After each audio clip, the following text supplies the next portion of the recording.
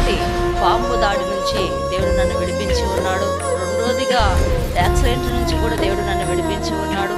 మూడోదిగా suicide attempt నుంచి కూడా దేవుడు నన్ను విడిపించి ఉన్నాడు. బ్రతుకు బతికే దానికన్నా చావడం మేలు అనేసి నేను సూసైడ్ అటెంప్ట్ చేసుకోవడం జరిగింది. కూరగాయలు, ఇడ్లీ, దోశలు అమ్ముకునేదాన్ని. ఒక చిన్న పొట్టంలో ఉండేసి ఒక స్కూల్ దగ్గర. మొట్టమొదటిగా దేవాది దేవునికి వందనాలు, కృతజ్ఞతాస్తుతులు చెల్లిస్తున్నాను. ఈ సాయంకాల సమయంలో సాక్ష్యం చెప్పుటకు దేవుడు మహాకృప చూపించినందుకు దేవునికి వందనాలు తెలియజేస్తున్నాను. పరిశుద్ధాత్మ శక్తిని బట్టి, బలం బట్టి మొట్టమొదటిగా అయితే మేము ఒక అన్న కుటుంబంలో నుంచి, మాది వచ్చేసి ప్రొద్దుటూరు మండలము, కడప జిల్లా, తాళమప్ప గ్రామంలో ఉంటున్న నొస్సం జయరాముడు ఓబులమ్మ వల్ల మొట్టమొదటి కుమార్తెగా దేవుడు నాకు జన్మనిచ్చి ఉంటుండగా, ఆ కుటుంబంలో ఉంటున్న మేము నలుగురు అక్క చెల్లెలము, అలాగే ఒక తమ్ముడు ఉంటాడు. నేను పెద్ద కుమార్తె. నా ఇంటికి నాకు వివాహం చిన్న వయసులోనే వివాహం జరగడం జరిగింది. అయితే ఆ చిన్న వయసులోనే నాకు ఎన్నో దాంట్లో నుంచి దేవుడు నన్ను శ్రమల నుంచి తప్పించి ఉన్నాడు. అప్పుడు నాకు తెలియదు కాబట్టి ఈరోజు ఈ స్థితిలో నేను ఉండగలుగుతున్నాను. అనేక ఆత్మలు రక్షణ మార్గంలోకి చేయగలుగుతున్నాము అంటే మొదటిగా తల్లి గర్భంలో రూపింపమనికి దేవుడు నన్ను ఏర్పాటు చేసుకొని, దేవుడు ఎంతగానో పేరు పెట్టి పిలిచి ఆయన సొత్తుగా మార్చుకున్నాడు అంటే కేవలం ఆయన కృప మాత్రమే. ఈరోజు అలాంటి ఆ గ్రామంలో పుట్టిన నేను 7వ తరగతి వరకు చదువుకోవడం జరిగింది. 7 తర్వాత నాకు 9వ తరగతిలోనే ఇంచుమించు వివాహం జరగడం జరిగింది. మా నాన్న ఒక రైతు అంటే ఎన్ని పనులు ఉంటాయో ఎన్నో రకాలుగా అన్ని దానిలో కూడా నా తర్వాత 3 చెల్లెళ్ళు, తమ్ముడు పుట్టినాక మా అవ్వ ఉండింది. అవ్వ చనిపోయినాక నేను చదువు మానేయడం జరిగింది. చదువు మానేసినాక నాకు కొన్ని సంవత్సరాలకి వివాహం జరిగింది. వివాహమైనాక మాది అత్తగారు ఊరు వచ్చేసి కలమల్ల, ఎరుగుంట్ల మండలం, కడప జిల్లా.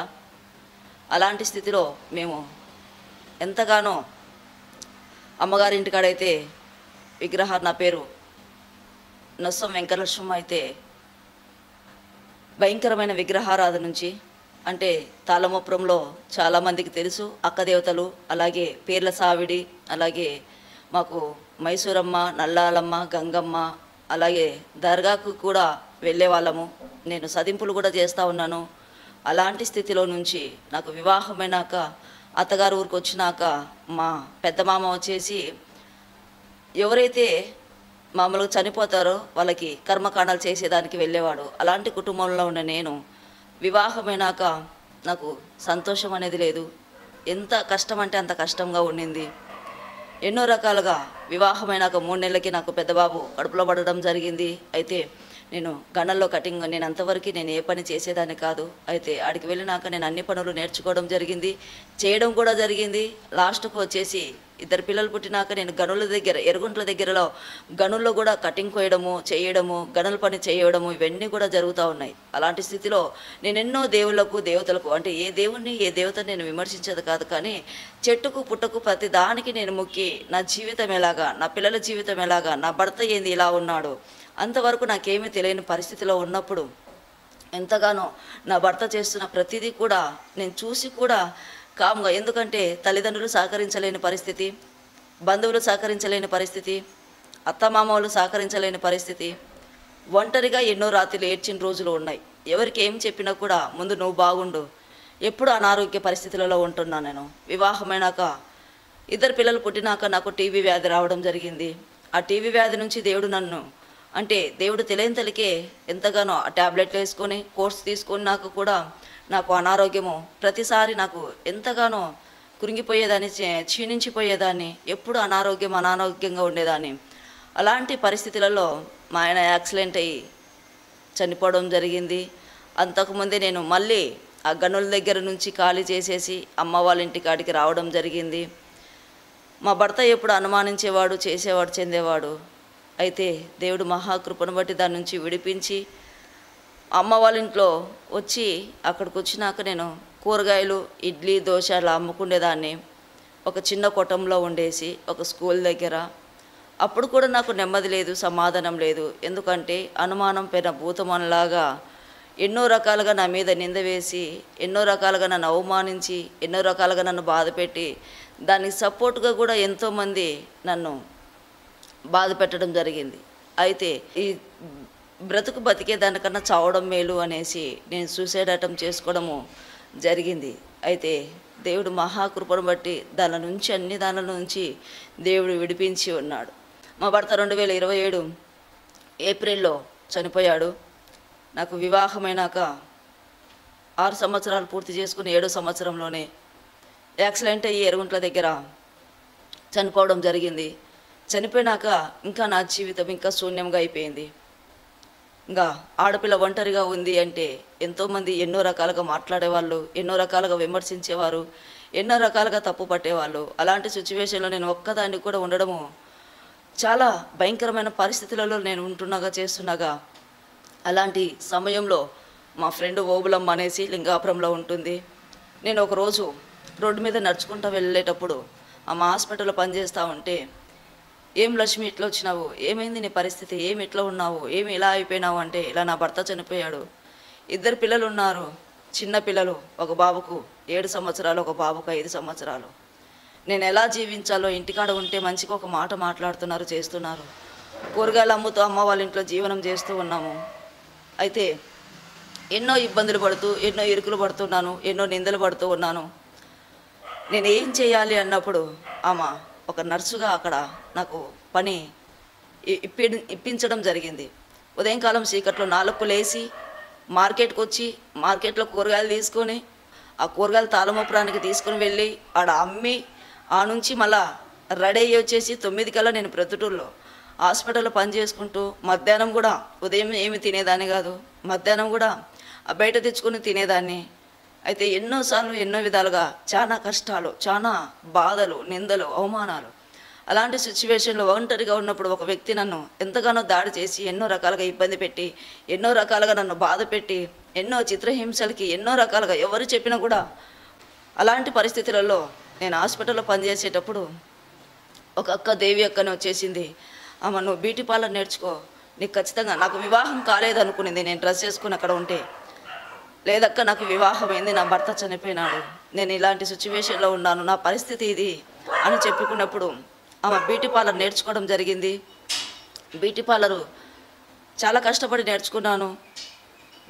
కూరగాయలు అమ్ముతూ ఆ బ్యూటీ పార్లర్ నేర్చుకొని సొంతం ఏ హాస్పిటల్ దగ్గర అయితే నేను పని చేశానో అదే సందులోనే బ్యూటీ పార్లర్ ఓపెన్ చేయడం జరిగింది, లక్ష్మీ సందే బ్యూటీ పార్లర్ అనేసి.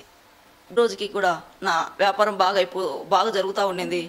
అలాంటి పరిస్థితుల్లో బంధువులు, స్నేహితులు అందరు రావడము, అందరికీ వండి పెట్టడము, చేయడము, చెందడము, డబ్బులకు అంటే 1000 రూపాయలు ఇస్తే 2000 ఖర్చు పెట్టడము, చేయడము. ఎందుకంటే టౌన్లో ఉన్నావు, నువ్వు ఇన్ని బంధకాల నుంచి బ్యూటీ పార్లర్ నేర్చుకోవడానికి కూడా మా తల్లిదండ్రులు నాకు అనుమతించలేదు. ఎందుకంటే బ్యూటీ పార్లర్ అంటే ఎలాంటి పరిస్థితిలో ఉంటారో చాలామందికి తెలుసు కాబట్టి మా అమ్మ నాన్న వాళ్ళు చాలా వరకు ఆటంకపరిచారు. అయితే నేను ఒక బాపనాయనని అడిగాను, అయ్యా నేను ఇలా బ్యూటీ పార్లర్ నేర్చుకోవాలనుకుంటున్నాను, ఏం చేయాలి, ఎలా చేయాలి? ఏం మాట చేసినా, ఏది చేసినా కూడా నేను బాపనోళ్ళని అడగంది బయటకు వచ్చేదాన్ని కాదు. అలాంటి స్థితిలో ఆయన అన్నాడు, నీకు బ్యూటీ పార్లర్ నేర్చుకునేదానికన్నా ఎనుములు పెట్టుకుంటే బాగుంటుందంటే, నేను ఇప్పుడిప్పుడు బయటికి అడుగు వేస్తున్నాను, మళ్ళీ వెనుకకు తోసివేస్తున్నారు అనేసి మొట్టమొదటి అడుగు నేను ఆడ వేయడం జరిగింది. బ్యూటీ పార్లర్ నేర్చుకోవడం జరిగింది. నేర్చుకున్నాక పొద్దుటూరు చేరడం జరిగింది. అలాంటి పరిస్థితులలో నాకు నా ఫ్రెండ్స్ అందరూ చాలామంది క్రైస్తవులే, కానీ యేసుక్రీస్తు గురించి ఎవరు నాకు చెప్పలేదు, ఎవరు నాకు తెలియపరచలేదు. అయితే ఒక ఆమె రాణి అని నాకు బ్యూటీ పార్లర్లో చేస్తున్న అమ్మాయి పరిచయం అయింది. అమ్మాయి వచ్చేసి, అక్క ఒక ఇంటికి వెళ్దాము, ఆమె మన దగ్గరికి రాలేదు, ఆమె మంచిగా డబ్బులు ఇస్తుంది, ఆమె దగ్గరికి నువ్వు వెళ్ళి ఖచ్చితంగా చేస్తే ఆమెకు ఎక్కువ డబ్బులు ఇస్తాయంటే, నా శ్రమలలో, నా కష్టాలలో, నా బాధలలో నాకు తోడుగా ఉంటుంది, నాకు ఇంత డబ్బులు వస్తే మేలు కదా, సరే నేను వెళ్తానని ఆ ఇంటికి వెళ్ళడం జరిగింది. ఆమె పేరు శాంతమ్మ. ఆమె చెన్నై నుంచి ప్రొద్దుటూరు చేరడం జరిగింది. వాళ్ళు కూడా ఒక అన్యులు, నాయుడోళ్ళు అయితే దేవుడు నమ్ముకొని దేవుని మీద ఆధారపడి ఉన్న కుటుంబము. అమ్మ ఒక్కొక్కసారి ఒక పనికి పిలిచి సువార్త ప్రకటిస్తూ ఉన్నది, యేసుక్రీస్తు నిన్ను ప్రేమిస్తున్నాడమ్మా, మనుషులు ఎవ్వరూ నేను ప్రేమించడం లేదు, నీ కాడ స్వార్థమే మాత్రమే చాలామంది చూస్తున్నారు, నీ దగ్గర ఉండే డబ్బులు మాత్రమే చూస్తున్నారు, నీ కాడ ఉండే అందం మాత్రమే చూస్తూ ఉన్నారు, నిన్ను ముంచాలని చూస్తున్నారు. అంటే నా వాళ్ళు నన్ను ఎందుకు ముంచేస్తారు, నా వారు నాకు మంచి చేస్తారు కదా, మేలే చేస్తారు కదా, నువ్వెవరు నాకు చెప్పేదానికి? అయినా యేసుక్రీస్తు నమ్ముకుంటే నేను క్రైస్తవం, ఆ దేవుని, మాలోల దేవుని నేను నమ్ముకోవాలన్నా, ఎవరు ఆయన? మాకు ఎంతోమంది దేవుళ్ళు ఉన్నారు, ఎంతోమంది దేవతలని బడవారు ఉన్నారు, నేను వాళ్ళకు పూజించేదాన్ని, నేను అలాంటి చేసేదాన్ని అన్నప్పుడు ఆమె ఎన్నో రకాలుగా ప్రశ్నలు వేసేది, ఎన్నో రకాలుగా నాకు చెప్పేది. అయితే నేను ఆమె మాట వినేదాన్ని కాదు. రోజుకు రోజుకి నా అనారోగ్యము క్షీణించిపోవడం జరిగింది. సరైన తిండి లేక, సరైన ఓదార్పు లేక, సరిగా ఆదరించే వాళ్ళు లేక, ఎందుకంటే ఎవరి మాట వినకోకుండా నేను బ్యూటీ పార్లర్ నేర్చుకొని పెట్టుకున్నాను కాబట్టి ఎవరు సపోర్ట్ లేరు. అత్త వాళ్ళు కానీ, అత్త వాళ్ళైతే నా భర్త చనిపోయిన నుంచి కూడా నాకు 2 మరుదులు, ఒక ఆడపిల్ల కూడా ఉంది. ఎవరు కూడా ఎలా ఉన్నావు, ఎట్లా బతుకుతున్నావు, 2 పిల్లలు వేసుకొని అని ఏ ఒక్కరు కూడా వచ్చి నన్ను పరామర్శించేవారు కాదు. ఏ ఒక్కరు కూడా నాకు డబ్బులు సహాయం చేసేవాళ్ళు కాదు.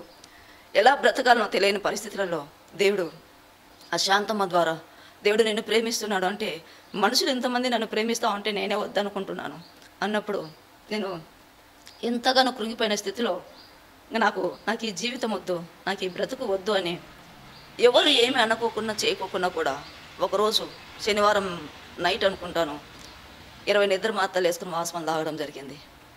అలాంటి స్థితిలో ఫోన్ చేయడం జరిగింది మా తమ్ముని వాళ్ళకి. అలాగే మాకు తెలిసిన వాళ్ళు కూడా ఎక్కడ చేర్పించినా కూడా నేను వాళ్ళు చేర్పించుకోలేదు. గవర్నమెంట్ హాస్పిటల్లో నా పరిస్థితి చాలా కండిషన్గా, చాలా సీరియస్గా ఉంది. ఎవరు రాలేదు, అమ్మ రాలేదు, నాన్న రాలేదు, అత్త రాలేదు, మామ రాలేదు, అక్క చెల్లెలు ఎవరు కూడా రాలేదు. అలాంటి పరిస్థితులలో నేను మరణ పడక మీద ఉన్నా అని ఏ శాంతమ్మ అయితే నాకు సువార్త చేసిందో ఆమెకు ఒక దర్శనం దేవుడు చూపించి ఉన్నాడు. ఆవిడ మరణ పడక మీద ఉంటుంది. ఆమెతో నువ్వు ఫోన్ చేసి మాట్లాడు అన్నప్పుడు ఆమె నాకు ఫోన్ చేస్తా అంటే ఫోన్ లిఫ్ట్ చేయలేదు.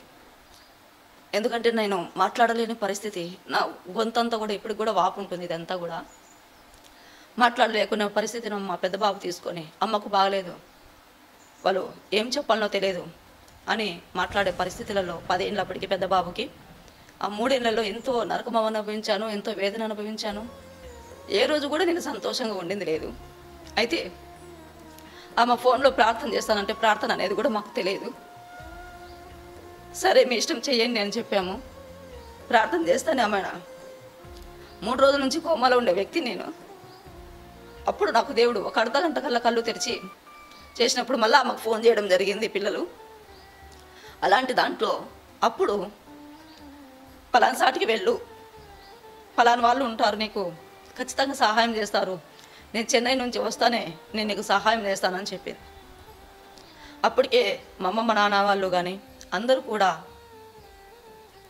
ఎంతగానో చనిపోతే ఇసుక దీనిలో పడేసేయండి, మా ఇంటికి అయితే అవసరం లేదు అని మాట్లాడినారు. ఏంది నేనేం తప్పు చేశాను, నేనేం పాపం చేశాను అని నాలో నేను కృంగిపోయే పరిస్థితులలో ఆమె ఫోన్ కాల్ ద్వారా నా జీవితం ఎంత స్థితికి వస్తుందని కూడా నాకు తెలియదు. ఆ ఒక్క ఫోన్ కాల్ ద్వారా నేను వెళ్ళడం జరిగింది. వాళ్ళు శుక్రవారం ఉపవాస ప్రార్థనలో చెంగమాంబ కళ్యాణ మండపంలో వాళ్ళు ప్రార్థన చేస్తూ ఉన్నారు. అప్పుడు దేవుడు ఎంతగానో నాకు ఒక శుక్రవారం, ఒక ఆదివారం, మళ్ళా శుక్రవారం, మళ్ళా ఆదివారం మందిరానికి వెళ్ళడం జరిగింది. ఆ మందిరానికి వెళ్ళే ముందు వాళ్ళెవరో నాకు తెలియదు. వాళ్ళు నా బంధువులు కాదు, నా స్నేహితులు కాదు, నా రక్త సంబంధాలు కాదు, నా తల్లిదండ్రులు కాదు, నా అక్క చెల్లెలు కాదు, నా అన్నదమ్ములు కాదు. అయితే ఒక ఇంట్లో నన్ను పెట్టి, లక్ష్మి అక్క అనేసి, ఇప్పుడు కూడా అక్క ఉంది, హైదరాబాద్లో ఉంటుంది. ఆ ఇంట్లో నన్ను పెట్టి నాకు భోజనం అన్ని సిద్ధపాటు చేసి ఒక రూము తీసుకొని ఆ ఇంట్లో అడ్వాన్స్ వాళ్ళే కట్టి ఆ ఇంట్లో పెట్టడం జరిగింది. ఆ ఇంట్లో పెట్టినప్పుడు నా దగ్గర ఏమీ లేవు. కనీసం పరుచుకునే దానికి కూడా నాకు ఒక దుప్పటి కానీ, ఒక బంత కానీ ఏమీ కూడా లేదు. అప్పుడు 3 రోజులు ఈగలతో, చిన్నపిల్లలు 2 ఈగలతో ఎంతగానో ఇబ్బంది పడుతున్నాం, చేస్తున్నాం. ఇప్పుడు కూడా లక్ష్మీ శ్రీను వాళ్ళ ఇంట్లో మేము ఫస్ట్గా రెంట్గా ఉన్నాము. వాళ్ళు కూడా ఇప్పుడు కూడా ఉన్నారు. వాళ్ళు మా బాధ చూడలేక, మా వేదన చూడలేక వాళ్ళు ఒక చినిపోయిన బంత, ఒక సాప ఇవ్వడం జరిగింది. మళ్ళా మరుసటి రోజు వాళ్ళు వచ్చారు, నీ కాడేమన్నా తినేదానికి ఉందా అంటే, లేదు లేదు తిన్నామని అబద్ధం ఆడాము. 3 రోజులు ఏమీ తినకోకుండా పిల్లలను నేను పచ్చు ఉండి ఎంతగానో ఇబ్బంది పడినాము. ఎందుకంటే వాళ్ళు కొత్త వాళ్ళు, ఇంటి అడ్వాన్స్ కట్టి ఎన్నో రకాలుగా, ఎన్నో విధాలుగా వాళ్ళు నాకు సహకరిస్తూ ఉన్నప్పుడు నేను అన్నం లేదని ఎలా చెప్పగలుగుతాం, చేయగలుగుతామని 3 రోజులు ఏం తిండి తినకోకుండా పిల్లలకి కూడా అంత ఇబ్బంది పరిస్థితిలో ఉన్నప్పుడు వేరే ఆమె పద్మావతి వచ్చింది. నేను అమ్మ అంటాను ఆమెను కూడా. ఆమె స్టోర్ బియ్యం తీసుకొని వచ్చి మాకు అన్నం వండుకోమని చెప్పడం జరిగింది. హరితక్క అనేసి కొన్ని గిన్నెలు ఇవ్వడం జరిగింది. సుశీలక్కనే వచ్చేసి కొంత సామాన్లు ఇవ్వడం జరిగింది. అలాంటి ఆ 5 మంది స్త్రీల ద్వారా నేను రచనలోకి రావడం జరిగింది. 1.5 నెలల కల్లా నాకు ఆ స్పిరిట్, నేను దయ్యాలున్నాయంటే నమ్మను, కానీ నా జీవితంలో నేను ఎన్నో సార్లకు వెళ్ళాను. ఎన్నో ప్రొద్దుటూలో వచ్చేసి తల్లం సాయి రెసిడెన్సీలో బాబా వాళ్ళది సంబంధించి అక్కడ ప్రశ్న చెప్తారు, అక్కడికి వెళ్ళాను. అలాగే నరసింహస్వామి గుడి అనేసి ఉంది, అక్కడికి వెళ్ళాను. నవగ్రహాలకు పూజ చేశాను. 20 అప్పట్లోనే 9,000 నుంచి 10,000 వరకు ఖర్చు పెట్టి మొత్తం మేమందరం కూడా, నా పిల్లలు, నేను మెల్లో ఆంజనేయ స్వామి బిళ్ళ వేసుకొని వెండిటి ఎన్నో రకాలుగా ఉన్నాము. అయితే ఎప్పుడైతే ఆ మందిరానికి వెళ్ళడం జరిగిందో నాలో ఉండే దురాత్మ వెళ్ళిపోవడం చేరింది. ఎంత ఉన్నానంటే 29 కేజీలు ఉన్నాను నేను. 29 నుంచి 32 కేజీల లోపు ఉన్నాను. అంతగా రోజుకు డాక్టర్లు అందరూ ఏం చెప్పారంటే, ఈమె వాసనలు తాగింది, నిద్రమాత్రలు వేసుకునేది కాబట్టి పేగులన్నీ పొక్కాయి, ఈమె ఏమీ కూడా తినలేదు, ఏమీ కూడా తాగలేదు, ఈమె బ్రతకడం చాలా కష్టం అని చెప్పారు. అలాంటి సిచ్యువేషన్లో వాళ్ళు ఉదయం సాయంత్రం వాళ్ళ పనులన్నీ ముగించుకొని వచ్చి, ఏ ఇంట్లో అయితే రెంట్కి పెట్టారో వాళ్ళు ఆ ఇంటికి వచ్చి వాళ్ళు ప్రార్థన చేయడము, వాళ్ళు నన్ను ప్రేమించడం విధానం చూసి నిజంగా ఈ లోకంలో అందరూ చెయ్యి విడిచి నన్ను దేవుడు నేను నిన్ను చెయ్యి విడవను ఎడబాయనని సెలవిచ్చిన ప్రకారము వాళ్ళు ఎవరో తెలియదు, వాళ్ళు బంధువులు కాదు, స్నేహితులు కాదు, తల్లిదండ్రులు కాదు, అక్క చెల్లెలు కాదు, అన్నదమ్ములు కాదు. నేను బ్యూటీ పార్లర్ స్టార్ట్ చేసినప్పుడు ఎంతోమంది నా ఇంటికి వచ్చి ఎన్నో రకాలుగా తిన్నారు, ఎన్నో రకాల డబ్బులు తీసుకున్నారు, ఎన్నో రకాలుగా నన్ను మాట్లాడిన వాళ్ళు ఉన్నారు. అయితే ఎవరు కూడా నాకు సహకరించలేదు. వాళ్ళు ఎవరో తెలియనప్పుడు క్రీస్తు ప్రేమను నేను వాళ్ళలో చూడడం జరిగింది. అప్పుడు నాకు ఒక నెలన్నరకు చెన్నై నుంచి ఎలిషా పాస్టర్ అని వచ్చాడు. మేము చెన్నై కాబట్టి శాంతమ్మ నాతో పాటు ఇంకొక నలుగురికి బాప్టిజం ఇవ్వడానికి వచ్చారు. అయితే బాప్టిజం తీసుకోవాలన్నప్పుడు నాకు ఎన్నో శ్రమలు. నేను బాప్టిజం తీసుకుంటే నేను ప్రతిదీ కూడా విగ్రహారాధన చేయకూడదు. బాప్టిజం అంటే నాకు తెలియదు అసలు ఎట్లా ఏమి ఎలాంటి పరిస్థితి అనేది కూడా నాకు.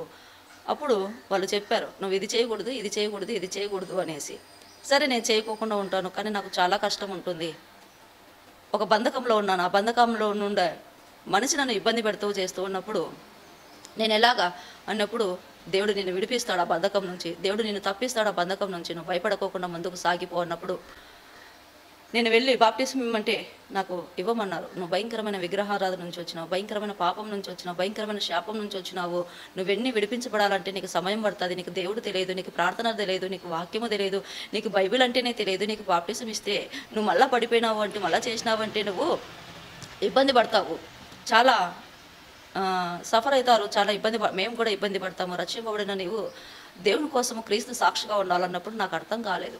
నాకు బాప్టిజం మైలవరం డామ్ దగ్గర ఇవ్వడం అడిగి వెళ్ళినప్పుడు వెళ్ళి ఒక రాయి మీద కూర్చొని అప్పుడప్పుడు స్టార్టింగ్ కాబట్టి యేసయ్య వాళ్ళు నలుగురు బాప్టిజం తీసుకుంటున్నారు, నేను ఇంటికి వెళ్తే నాకు ఆ దురాత్మ నన్ను బతికనిస్తుందో చనిపేస్తుందో నాకు తెలియదు, నన్ను కనికరించు ప్రభా, నాకు సహాయం చేయని ప్రార్థన చేసినప్పుడు మరొక్కసారి నువ్వు పోయి అడుగుపోవాలనే స్వరం నాకు వినవడం జరిగింది. ఆయన నాకు బాప్టిజం ఇవ్వడం జరిగింది. బాప్టిజం ఇచ్చినాక నా పేరు దెబోరాగా మార్చడం జరిగింది. దెబోరా అంటేనే నాకు అర్థం తెలియదు. అలాంటి పరిస్థితులలో ఇంటికి రావడము, బాప్టిజం తీసుకొని నాకు తెల్లని చీర కొనలేని పరిస్థితి, బైబిల్ కొనలేని పరిస్థితి. నాకు తెల్లని చీర వచ్చేసి హరితక్క కొనియడం జరిగింది. తెల్లని చీర కొనియడము వచ్చేసి హరితక్క కొనియడం జరిగింది. బైబిల్ వచ్చేసి సుశీలక్క కొనియడం జరిగింది. మా కుటుంబాన్ని వాళ్ళు ఎవరు తెలియనప్పటికీ కూడా నేను దేవునిలో ఎదిగే కొద్దీ నా కుటుంబాన్ని వాళ్ళు పోషిస్తూ రావడం జరిగింది. ఇప్పుడు కూడా సుశీలక్క ఉంది, హరితక్క ఉంది, శాంతమ్మ ఒకటి చెన్నైలో ఉంటుంది. వీలైతే ఈ సాక్ష్యము ఆమె దగ్గరికి వెళ్తే చాలా బాగుంటుంది అనిపిస్తుంది. అలాంటి పరిస్థితి నుంచి దేవుడు నన్ను రక్షించుకున్నాడు. రక్షించుకున్నాక నేను వాళ్ళు ఇచ్చిన డబ్బులతో నేను ఇడ్లీ, దోశ, అలాగే సాయంత్రం పొంగనాలు, బజ్జీలు ప్రొద్దుటలో ఉండి అమ్మడం జరుగుతూ ఉండింది. మా పిల్లలు, ఇద్దరు పిల్లలు ఈరోజు వాళ్ళకి కావాల్సిన బైక్ కానీ వాళ్ళకి కావాల్సిన ప్రతి బట్టలు కానీ ఈరోజు ఉన్నత స్థితిలో ఉన్నారంటే, ఒకప్పుడు నా పిల్లలు వీధులు తిరిగి ఇడ్లీ ఒకరు, సాంబార్ ఒకరు పట్టుకొని వీధులు తిరిగి అమ్ముతూ ఉన్నారు. సాయంత్రం స్కూల్కి పోయి వచ్చి అమ్మాయిన మళ్ళీ పొంగనాలు, చట్నీ తీసుకుపోయి అమ్మేవాళ్ళు. ఈరోజు ఈ స్థితిలో ఉండగలుగుతున్నాం, చేయగలుగుతున్నాం అంటే కేవలం దేవుడి కృప మాత్రమే. ఎన్నో కష్టాలు, ఎవరు మాకు సహాయం చేసిన వాళ్ళు లేరు, ఎవరు కూడా మాకు ఇచ్చిన వాళ్ళు లేరు. అయితే వాళ్ళు మాత్రమే మమ్మల్ని ప్రేమించి చేసి ఎన్నో రకాలుగా మాకు సహకరించి ఈరోజు ప్రొద్దుటలో ఒక ఆడపిల్ల నేను నిలబడగలిగినాను, చేయగలిగినాను అంటే దేవుడిచ్చిన కృప. 3 నెలల కల్లా నా జీవితం రోజుకు రోజుకు మారడం జరిగింది. రోజుకు రోజుకు లేచి తిరగడం జరిగింది. నేను వసంతపేటలో ఉంటాను. నేను యేసుక్రీస్తు తెలియనప్పటి నుంచి, యేసుక్రీస్తు తెలుసుకున్న నుంచి నేను వసంతపేటలో ఉన్నాను.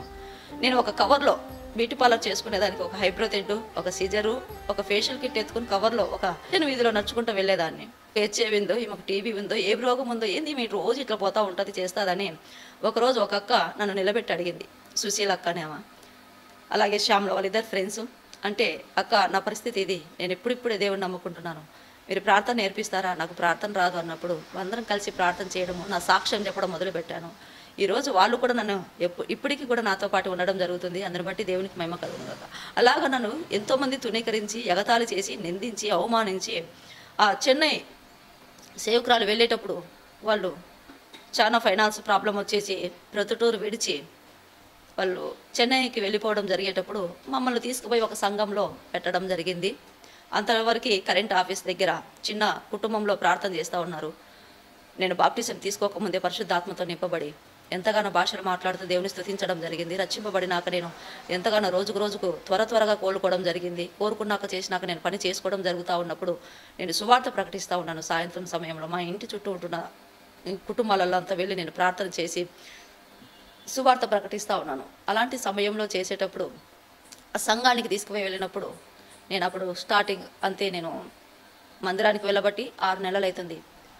ప్రొద్దుటూరు మందిరం, ఆ మందిరానికి మమ్మల్ని అక్కడ అప్పచెప్పడం జరిగింది. ఆ మందిరంలో కూడా నేను నమ్మకంగా ప్రతి పరిచర్యలో నమ్మకంగా ఉన్నాను.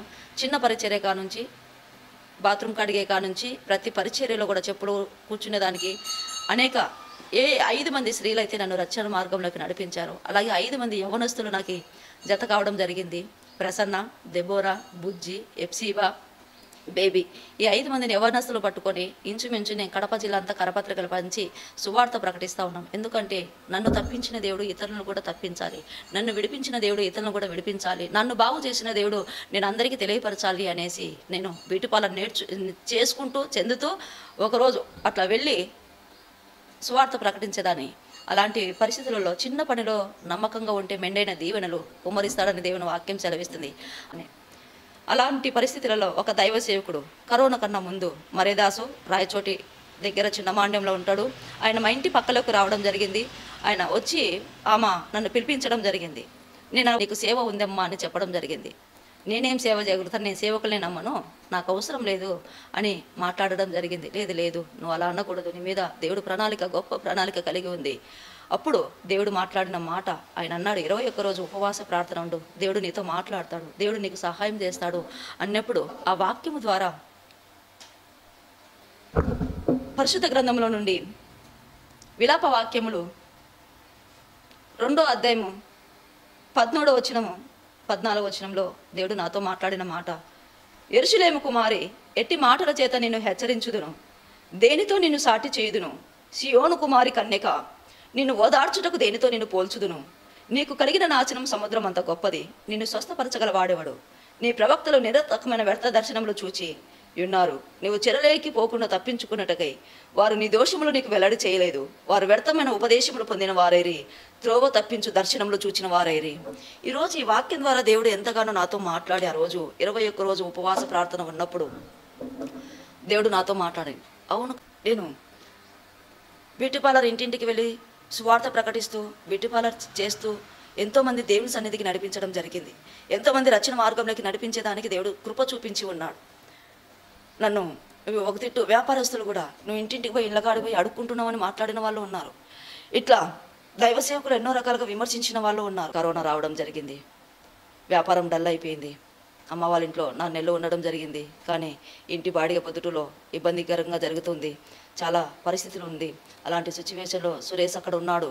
రావాలంటే ఇంచుమించు 50,000 డబ్బులు కావాలి. అలాంటప్పుడు డబ్బులు తీసుకొని ఆయన పంపిస్తే, అయితే సువార్త అప్పటికే నేను సురేష్ పనిచేసే దగ్గర 800 మందికి పెద్దగా ఉంటున్నాడు. అప్పుడు సురేష్ బర్త్డేకి ఇంచుమించు ₹1,00,000 నేను ఖర్చు పెట్టడం జరిగింది. అయితే ఆ ₹1,00,000 కూడా ఈరోజు ఏలూరు జిల్లా దెందలూరు మండలంలో సువార్త ప్రకటించగలుగుతున్నాము అంటే ఆ పుట్టినరోజు ద్వారా అక్కడ కొంతమంది, నేను సేవకు రాలే, అయితే దేవుడు మహాకృపను బట్టి దయ్యాలన్నీ వెళ్ళిపోవడము. ఇంచుమించు ఒక మీటింగ్ తీసుకుంటే చిన్న ప్రేయర్ చేసుకున్నా కూడా 60 నుంచి 70 మంది కూర్చునేవారు. ఆడపిల్లలందరూ, ఆడపిల్లలకన్నీ దురాత్మలు ఎక్కువ ఉండేటి, అవన్నీ విడుదల చేసుకోవడం చెందడం జరిగింది. అప్పుడు నేను ఒక మందిరానికి వెళ్ళేటప్పుడు ఫస్ట్ టైం నాకు ఆరాధన చేసేదానికి ఆ దైవ సేవకులు సమయం ఇచ్చినప్పుడు పరిగెత్తుకుంటూ గంతలు వేసుకుంటూ వెళ్తూ ఉన్నాను. బాగా బండి తోలుకుంటూ నేను శ్రీరామ్ అనే అబ్బాయిని తీసుకొని అక్కడ నుంచి వస్తూ ఉన్నాడు. నేను వెళ్తా ఉన్నాను. నాకు ఫస్ట్ టైం ఆరాధన చేసేదానికి సమయం, నాకు పాటలు పాడేది రాదు, నాకు ఆరాధన చేసేది రాదు. ఆ రోజు లేట్గా వస్తాడని ఆ దైవ సేవకుడు నాకు సమయం ఇచ్చినప్పుడు వెళ్తూ ఉంటే దేవుడు స్వరం నాతో వినపడుతుంది. పిచ్చిదానా, నేను నీకు సంఘాలు ఇవ్వబోతున్నాను, నేను నీ సొంత సంఘంలో నిన్ను నిలబెట్టబోతున్నాను, నువ్వు ఆరాధించేదానికి పరిగెత్తుకుంటూ పోతున్నావే. మొట్టమొదటిగా 5 మంది స్త్రీలు నన్ను రచనలోకి నడిపించారు. 5 మంది యవనస్తులతో, ఆడపిల్లలతో సువార్త ప్రకటించడం జరుగుతూ ఉండింది. మళ్ళా 5 మంది స్త్రీలతో సంఘం స్థాపించడం జరిగింది.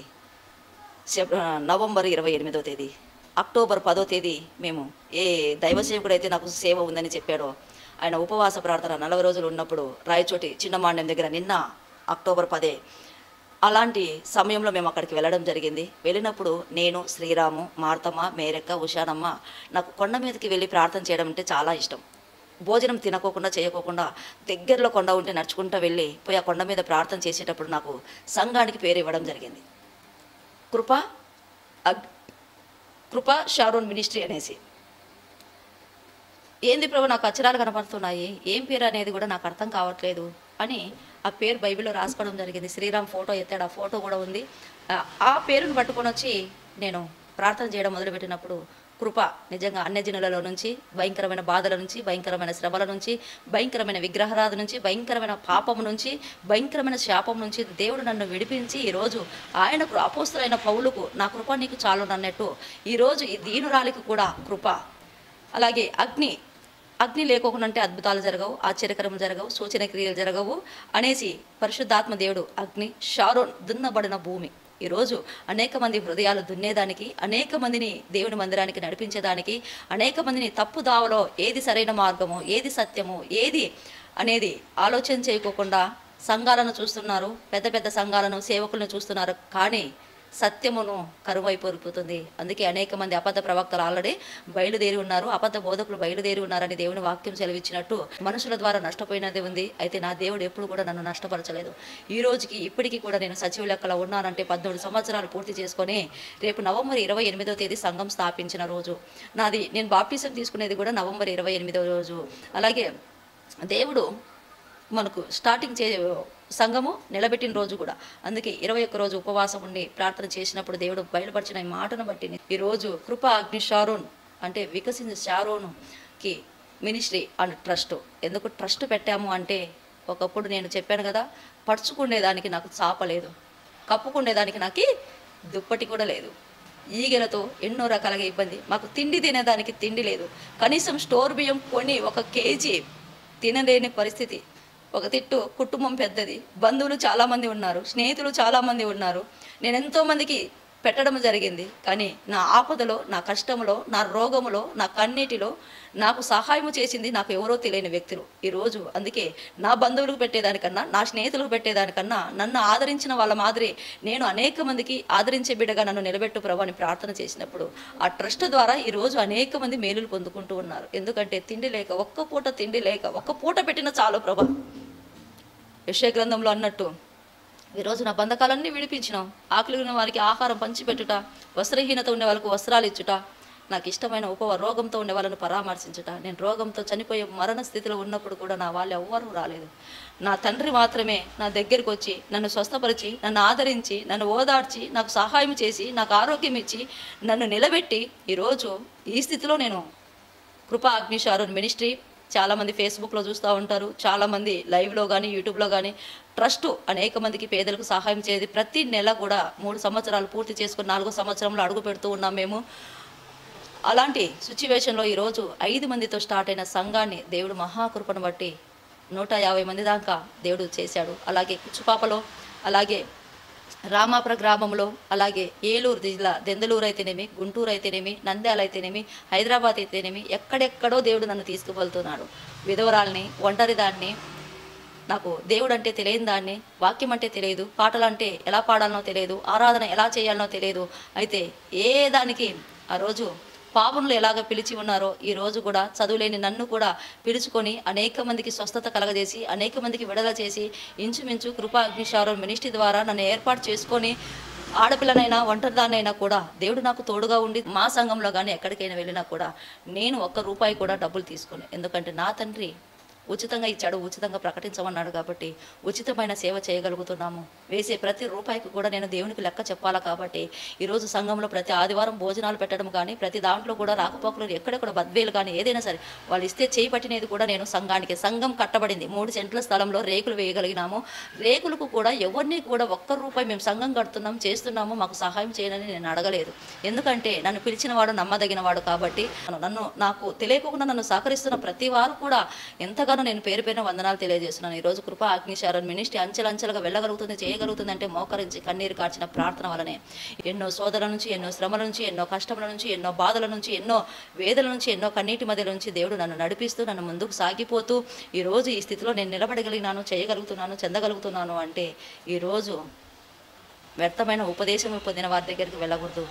దేవుని దగ్గర నుంచి పిలుపు వచ్చిన వారి దగ్గరికి వెళ్ళి మీరు బలపడి వాళ్ళకు సహకాలుగా ఉండాలని దేవుని పెట్ట మనవి చేసుకుంటున్నాను.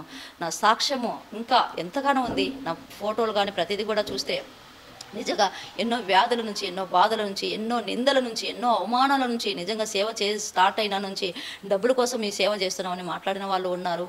ఎన్నో అసలు సంఘం కట్టినాక 3 నెలలకే సంఘాన్ని పడగొట్టడం జరిగింది. అలాంటి పరిస్థితులలో నాకు తెలియని వ్యక్తులు నాకు సపోర్ట్గా ఉండి జానన్ అయితేనేమి, నటరాజ్ బ్రదర్ అయితేనేమి ఎంతోమంది ఎన్నో రకాలుగా నాకు సహకరించి సహాయం చేసి ఈరోజు ఎక్కడైతే ఒక దర్శనం శ్రీరాముల కుటుంబము ఆ స్థలంలోనే మొట్టమొదటిగా వాళ్ళ ఇంటి దగ్గర మేము ఒక్క రూపాయి లేకోకుండా స్థలం కూడా లేకోకుండా కూడా దేవుడు ఈరోజు మహాకృపను బట్టి నేను ఏ తాళమోపురంలో గ్రామంలో పుట్టానో పెరిగానో ఎక్కడ వివాహం అయిందో ఎక్కడ నేను ఉండానో చేశానో అదే ఊర్లో ఈరోజు నేను సేవ చేయగలుగుతున్నాను. అదే ఊర్లో తునీకరించబడ్డ రాయి మూలకు తలరాయి అవుతుంది అన్నట్టు ఈరోజు ఎగతాళి చేయబడ్డ నేను, నిందించబడ్డ నేను, పాపం నుంచి పట్టబడిన నన్ను దేవుడు విడిపించి దాని నుంచి ఎంతగానో మేలుతో తృప్తిపరిచి అనేక మంది కన్నీళ్లు తుడిచేదానిగా, అనేక మంది మొయ్యబడిన గర్భాలు తెరచేదానికి, అనేక దయ్యముల శక్తులతో చీకటి శక్తులతో బాధపడుతున్న వారిని విడిపించేదానికి, ఏ దయ్యం అయితే లేదన్నానో అదే దయ్యాలను విడిపించేదానికి కూడా నాకు దేవుడిచ్చిన నా చేతిని, ఎందుకంటే నా కుడి చేతి నన్ను పట్టుకొని ఉన్నాడు కాబట్టి నన్ను నడిపించేది నా తండ్రి, నన్ను నడిపించేది నా దేవుడు. మా నాన్నను కూడా రక్షణ మార్గంలోకి నడిపించిన విధానం బట్టి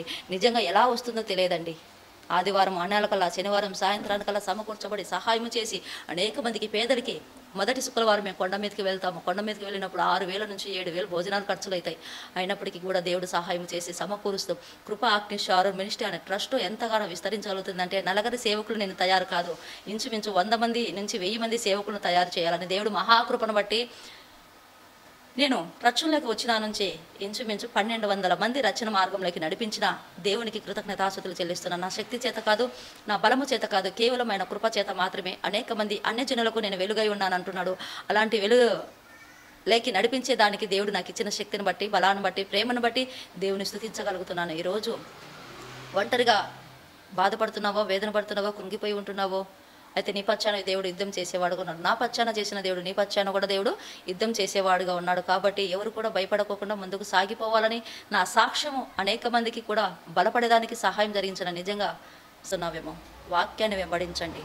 యోహాను సువార్త 1:1 ఆది నుంచి వాక్యమే ఉండును, వాక్యం దేవుని ఎదురును, దేవుడే వాక్యమే ఉండును. దేవుడు మహాకృపను బట్టి చదువులేని నాకి ఇంచుమించు 28 సార్లు బైబిల్ చదవడం జరుగుతుంది. 28వసారి ఆ బైబిల్ చదవడం వల్ల నా కోపాన్ని, నా అహంకారాన్ని, నా కుల గర్వాన్ని ఈరోజు మా అత్తగారి ఇంటి పేరు పాపిశెట్టి వెంకటలక్ష్మ, మామూలుగా నా పేరు నొసము వెంకటలక్ష్మ నుంచి పాపిశెట్టి వెంకటలక్ష్మగా మార్చిన దేవుడు ఈరోజు పాపిశెట్టి వెంకటలక్ష్మ నుంచి దెబోరాగా మార్చి అనేక మందికి ఈరోజు ఒక తల్లిగాను, ఒక అక్కగా, ఒక చెల్లిగా ఎంతోమంది ఎన్నో రకాలుగా విడిపించబడుతున్నారు, చేయగలుగుతున్నారు. అంటే ఈరోజు ఇంత తగ్గింపు జీవితం కలిగి ఉందంటే కేవలం దేవుడి కృప మాత్రమే. ఈ సాక్ష్యాన్ని దేవుడు దీవించునుగాక. ఈ సాక్ష్యం 30 అంతలు, 60 అంతలు, 100 అంతలు ఫలించునుగాక.